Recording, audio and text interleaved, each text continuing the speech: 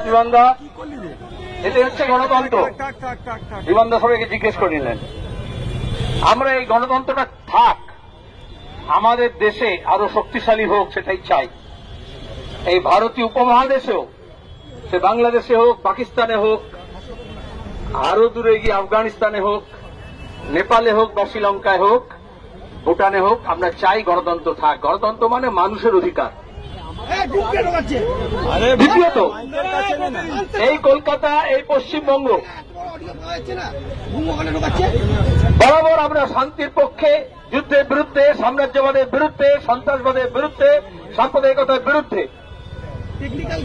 এখন দেশের পরিবর্তিত পরিস্থিতিতে কিছু সাংবাদিক, কিছু সম্পাদক বলে জানতাম যাদেরকে, কিছু মালিক, তারা এখন বাংলার মানুষকে ভিন্ন পাঠ পড়াতে চাইছেন। কথা বলা অন্যায়, মিছিল করা অন্যায়, প্রশ্ন করা অন্যায়। কি হবে? টেলিভিশন চ্যানেলে ধরে টিআরপি বাড়ানো হবে। যেদিন পহেলগাঁওতে আক্রমণ হল, সন্ত্রাসবাদী শক্তি পাকিস্তানের মাটি থেকে এলো, তাদের ট্রেনিং, তাদের রসদ নিয়ে আমরা এখানে বামপন্থের তরফ থেকে মিছিল করেছিলাম। এই কথাই বলেছিলাম, সন্ত্রাসবাদের বিরুদ্ধে লড়তে হলে, যখন দেশের বুকে আক্রমণ হচ্ছে, দেশবাসী যখন নিহত হচ্ছে, তাহলে প্রথম কাজ হচ্ছে দেশের মানুষকে ঐক্যবদ্ধ করা। এখন নতুন দেশপ্রেমের পাঠ শেখাচ্ছে।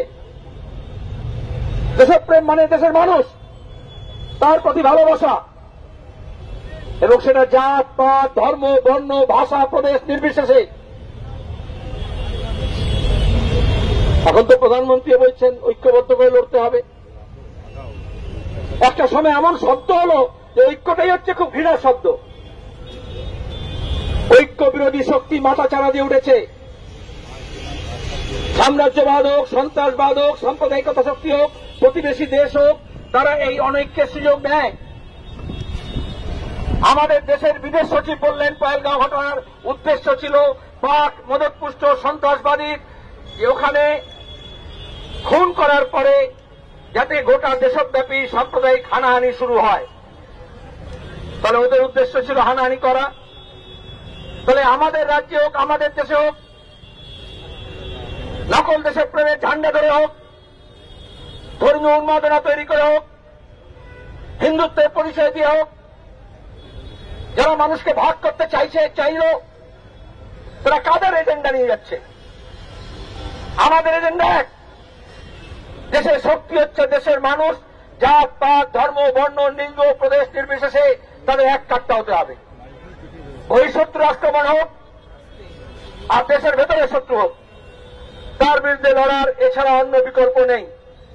দুই, অনেকে বললেন শান্তি কেন? শান্তির কথা বলা যাবে না, তাহলে ঐক্যের কথা বলা যাবে না, একতার কথা বলা যাবে না। ছোটবেলা থেকে শিখেছে, মুখস্থ করেছে, একতাই বল। আর এখন বলছে অনৈক্য। আপনি হচ্ছে শান্তির কথা বলা যাবে না, অদ্ভুত কথা। সবে গৌতম বুদ্ধের স্মরণে বুদ্ধ পূর্ণিমা কালকে পালন করা হল।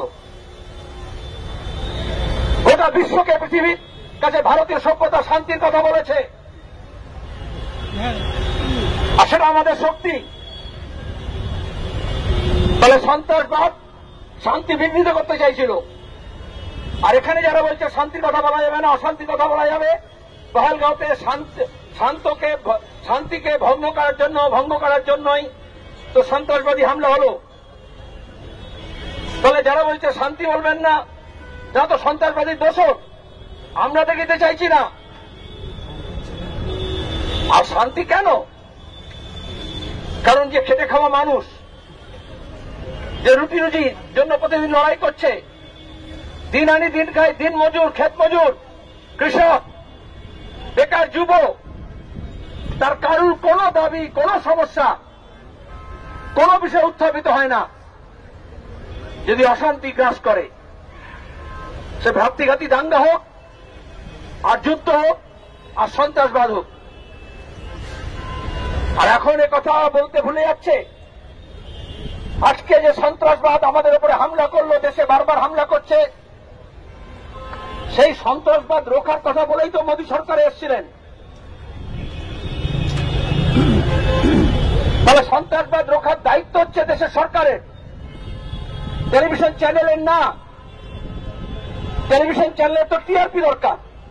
সে দাঙ্গা হোক, খুন হোক, এই কালকে দেখলেন, আজকে দেখলেন একটা আত্মহত্যা হোক, কোন একটা গুজব হোক, কোন একটা কেচ্ছা কাহিনী হোক, তাকে নিয়ে নেমে পড়বে। তার কাছে সব সমান, আমাদের কাছে না।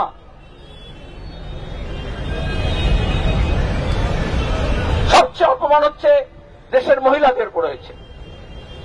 আপনারা শুনলেন নেভাল অফিসারের বিধবা স্ত্রী, তার বিরুদ্ধে কিরকম এই যারা মিসোজিনিস্ট আরএসএস সংঘ পরিবার, তারা কিরকম ওদের এজেন্ডা ফিট যদি না করে তাই কিরকম গালাগাল দিতে আরম্ভ করলো, তার ব্যক্তি চরিত্র হনন করার চেষ্টা করলো।